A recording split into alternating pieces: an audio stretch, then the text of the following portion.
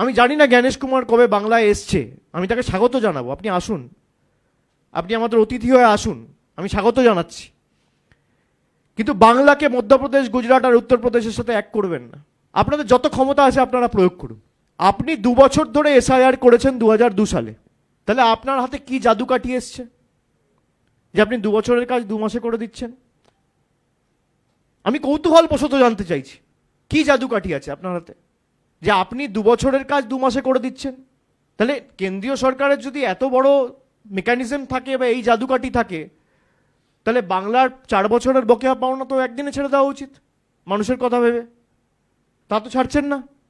এবং বিজেপির সহকারী সংস্থা হিসেবে যেভাবে আপনারা তাদের অঙ্গুলি হেলনে কাজ করছেন, আমি এদেরকে ওয়ার্নিং দিয়ে যাব as a parliamentarian, as a representative of the people, মানুষের প্রতিনিধি হিসেবে, যে আজ নয় কাল সরকার কিন্তু বদলাবে।